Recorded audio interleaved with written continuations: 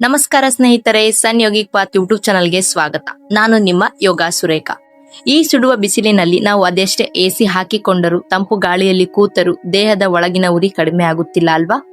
ನಾವು ಹೊರಗಿನ ತಾಪಮಾನವನ್ನ ನಿಯಂತ್ರಿಸಬಹುದು, ಆದರೆ ದೇಹದ ಒಳಗಿನ ತಾಪಮಾನವನ್ನ ನಿಯಂತ್ರಿಸುವುದು ನಾವು ಸೇವಿಸುವ ಆಹಾರ ಮಾತ್ರ.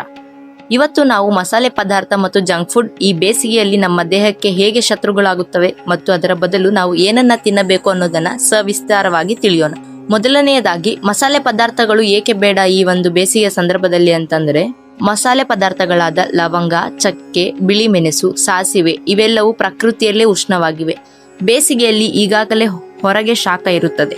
ಈ ಸಮಯದಲ್ಲಿ ಇವುಗಳನ್ನು ಸೇವಿಸಿದಾಗ ದೇಹದಲ್ಲಿ ಥರ್ಮೋಜೆನೆಸಿಸ್ ಕ್ರಿಯೆ ನಡೆದು ಒಳಗಿನ ತಾಪಮಾನ 37 ಡಿಗ್ರಿಗಿಂತ ಹೆಚ್ಚಾಗಲು ಶುರುವಾಗುತ್ತದೆ. ಇದರಿಂದಾಗಿ ಪಿತ್ತದ ಅಸಮತೋಲನವಾಗುತ್ತದೆ. ನಮ್ಮ ದೇಹದಲ್ಲಿ ವಾತ, ಪಿತ್ತ ಮತ್ತು ಕಫ ಎಂಬ 3 ದೋಷಗಳಿರುತ್ತವೆ. ಬೇಸಿಗೆಯು ಪಿತ್ತದ ಕಾಲ. ಈ ಸಮಯದಲ್ಲಿ ಮಸಾಲೆ ತಿಂದರೆ ಪಿತ್ತ ಅತಿಯಾಗಿ ಉಕ್ಕಿ ಬರುತ್ತದೆ. ಇದರ ಲಕ್ಷಣ ಹೇಗಿರುತ್ತೆ ಅಂತಂದ್ರೆ, ಕಣ್ಣು ಮತ್ತು ಕೈಕಾಲುಗಳಲ್ಲಿ ಉರಿ, ತೀವ್ರವಾದ ಎದೆಯುರಿ, ಅತಿಯಾದ ಬೆವರಿಕೆ ಮತ್ತು ಅದರಿಂದ ಬರುವಂತಹ ದುರ್ವಾಸನೆ. ಇದು ಜೀರ್ಣಾಂಗದ ಮೇಲೆ ಹೆಚ್ಚು ಪರಿಣಾಮವನ್ನ ಬೀರುತ್ತದೆ. ಹೆಚ್ಚು ಮಸಾಲೆ ಇರುವ ಆಹಾರ ಸೇವಿಸಿದಾಗ ನಮ್ಮ ಹೊಟ್ಟೆಯ ಒಳಗಿನ ಮೃದುವಾದ ಪೊರೆ ಉರಿಯಲು ಶುರುವಾಗುತ್ತದೆ. ಇದು ಅಲ್ಸರ್ ಮತ್ತು ಗ್ಯಾಸ್ಟ್ರಿಕ್ ಸಮಸ್ಯೆಗೆ ನಾಂದಿ ಹಾಡುತ್ತದೆ. ಇನ್ನು ಜಂಕ್ ಫುಡ್ ಮತ್ತು ಕರಿದ ಪದಾರ್ಥಗಳು ಹೇಗೆ ಅಪಾಯಕಾರಿ ಅಂತಂದ್ರೆ, ಜಂಕ್ ಫುಡ್ಗಳಲ್ಲಿ ಹೆಚ್ಚಾಗಿ ಮೈದಾ ಇರುತ್ತದೆ. ಬೇಸಿಗೆಯಲ್ಲಿ ನಮ್ಮ ಜೀರ್ಣ ಶಕ್ತಿ ತುಂಬಾ ಕಡಿಮೆ ಇರುತ್ತದೆ. ಮೈದಾ ಹೊಟ್ಟೆಯಲ್ಲಿ ಅಂಟಿನಂತೆ ಕುಳಿತುಕೊಳ್ಳುತ್ತದೆ. ಇದು ಜೀರ್ಣವಾಗಲು 15 ರಿಂದ 20 ಗಂಟೆ ತೆಗೆದುಕೊಳ್ಳಬಹುದು. ಇದರಿಂದ ಹೊಟ್ಟೆ ಭಾರವಾಗುವುದು ಮತ್ತು ಮಲಬದ್ಧತೆ ಉಂಟಾಗುತ್ತದೆ. ಕೆಟ್ಟ ಎಣ್ಣೆಯಿಂದ ಕರಿದ ಪದಾರ್ಥಗಳನ್ನು ಜೀರ್ಣಿಸಿಕೊಳ್ಳಲು ಲಿವರ್ ಅತಿಯಾದ ಕೆಲಸ ಮಾಡಬೇಕಾಗುತ್ತದೆ.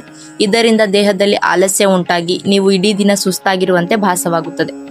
ಅತಿಯಾದ ಉಪ್ಪು ಮತ್ತು ಸಕ್ಕರೆ ಸೇವನೆ. ಚಿಪ್ಸ್ಗಳಲ್ಲಿರುವ ಉಪ್ಪು ಮತ್ತು ಸೋಡಾಗಳಲ್ಲಿರುವ ಸಕ್ಕರೆ ಎರಡೂ ದೇಹವನ್ನ ಡಿಹೈಡ್ರೇಟ್ ಮಾಡುತ್ತದೆ. ಅಂದರೆ ನಿಮ್ಮ ದೇಹದ ನೀರನ್ನ ಇವು ಹೀರಿಕೊಳ್ಳುತ್ತವೆ. ಇದರಿಂದ ಗಂಟಲು ಒಣಗುವುದು ಮತ್ತು ಪದೇ ಪದೇ ಬಾಯಾರಿಕೆ ಆಗುತ್ತದೆ.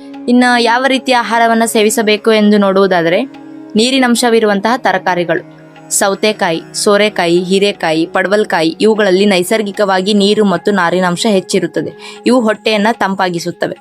ಇನ್ನು ಋತುಮಾನಕ್ಕೆ ತಕ್ಕಂತೆ ಹಣ್ಣುಗಳು, ಕಲ್ಲಂಗಡಿ, ಕರ್ಬೂಜ ಬೇಸಿಗೆ ಸಂಜೀವಿನಿಗಳು ಇದ್ದಂತೆ. ಇವು ದೇಹಕ್ಕೆ ಬೇಕಾದ ಎಲೆಕ್ಟ್ರೋಲೈಟ್ಸ್ ಗಳನ್ನ ಒದಗಿಸುತ್ತದೆ. ಇನ್ನು ನೈಸರ್ಗಿಕ ಪಾನೀಯಗಳು ಅಂದರೆ ಮಜ್ಜಿಗೆ, ಸಾಕ್ಷಾತ್ ಅಮೃತ. ಇದು ಜೀರ್ಣಕ್ರಿಯೆಯನ್ನು ಸುಧಾರಿಸುತ್ತದೆ ಮತ್ತು ದೇಹಕ್ಕೆ ಪ್ರೋಬಯೋಟಿಕ್ಸ್ ಅನ್ನ ನೀಡುತ್ತದೆ. ಎಳೆನೀರು, ಮಿನರಲ್ಸ್ ಮತ್ತು ಪೊಟ್ಯಾಷಿಯಂ ಹೆಚ್ಚಿರುವುದರಿಂದ ಡಿಹೈಡ್ರೇಷನ್ ಅನ್ನ ತಪ್ಪಿಸುತ್ತದೆ. ರಾಗಿ ಅಂಬಲಿ, ಇದು ಕರ್ನಾಟಕದ ಅದ್ಭುತ ಪಾನೀಯ. ಇದು ಇಡೀ ದಿನ ನಿಮ್ಮ ದೇಹವನ್ನ ತಂಪಾಗಿರಿಸುತ್ತದೆ.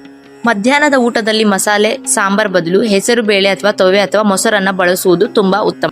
ಐಸ್ ನೀರನ್ನ ಕುಡಿಯಬೇಡಿ, ಇದು ಜೀರ್ಣಕ್ರಿಯೆಯನ್ನ ಮತ್ತಷ್ಟು ಮಂದಗೊಳಿಸುತ್ತದೆ. ಮಡಿಕೆ ನೀರು ಅತ್ಯುತ್ತಮ. ಬೇಸಿಗೆಯಲ್ಲಿ ಹೊಟ್ಟೆ ತುಂಬಾ ಉಣ್ಣಬೇಡಿ, ಸ್ವಲ್ಪ ಕಡಿಮೆ ತಿನ್ನಿ. ಆಗಾಗ ನೀರನ್ನ ಕುಡಿಯುತ್ತಾ ಇರಿ.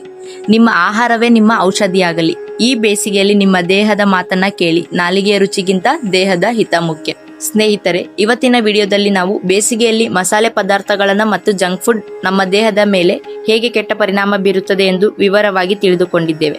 ನೆನಪಿಡಿ, ಮಸಾಲೆ ಪದಾರ್ಥಗಳು ಒಳಗಿನ ಉಷ್ಣತೆಯನ್ನ ಹೆಚ್ಚಿದರೆ ಜಂಕ್ ಫುಡ್ ನಮ್ಮ ಜೀರ್ಣಶಕ್ತಿಯನ್ನ ಕುಂದಿಸುತ್ತದೆ. ಅದರ ಬದಲು ನಾವು ನೈಸರ್ಗಿಕವಾಗಿ ಸಿಗುವ ಹಣ್ಣುಗಳು, ಮಜ್ಜಿಗೆ, ಎಳೆನೀರು ಮತ್ತು ನೀರಿನಂಶವಿರುವ ತರಕಾರಿಗಳನ್ನ ಬಳಸುವುದರಿಂದ ಈ ಬೇಸಿಗೆಯನ್ನ ಆರೋಗ್ಯವಾಗಿ ಕಳೆಯಬಹುದು. ನಿಮ್ಮ ಮನೆಯಲ್ಲಿ ಬೇಸಿಗೆಯ ಶಾಖವನ್ನ ತಣಿಸಲು ನೀವು ಯಾವ ವಿಶೇಷ ಪಾನೀಯ ಅಥವಾ ಆಹಾರ ತಯಾರಿಸುತ್ತೀರಿ ಅದನ್ನು ಈ ಕೆಳಗೆ ಕಮೆಂಟ್ ಬಾಕ್ಸ್ ನಲ್ಲಿ ತಿಳಿಸಿ. ನಿಮ್ಮಲ್ಲಿ ಯಾರು ಉತ್ತಮವಾದ ರೆಸಿಪಿ ಹಂಚಿಕೊಳ್ಳುತ್ತೀರೋ ಅದನ್ನು ನಾನು ಈ ಮುಂದಿನ ವಿಡಿಯೋದಲ್ಲಿ ಮೆನ್ಷನ್ ಮಾಡುತ್ತೇನೆ. ಇವತ್ತಿನ ಮಾಹಿತಿ ನಿಮಗೆ ಉಪಯುಕ್ತ ಅನಿಸಿದರೆ ದಯವಿಟ್ಟು ಈ ವಿಡಿಯೋವನ್ನ ಲೈಕ್ ಮಾಡಿ.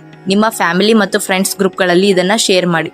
ಯಾಕೆಂದರೆ ಆರೋಗ್ಯದ ಮಾಹಿತಿ ಎಲ್ಲರಿಗೂ ತಲುಪಲಿ. ನೀವಿನ್ನೂ ನಮ್ಮ ಸನ್ ಯೋಗಿಕ್ ಪಾತ್ ಚಾನಲ್ಗೆ ಸಬ್ಸ್ಕ್ರೈಬ್ ಆಗಿಲ್ಲ ಅಂದರೆ ಈಗಲೇ ಸಬ್ಸ್ಕ್ರೈಬ್ ಆಗಿ ಮತ್ತು ಬೆಲ್ ಐಕನ್ ಅನ್ನ ಒತ್ತಿ. ಧನ್ಯವಾದಗಳು.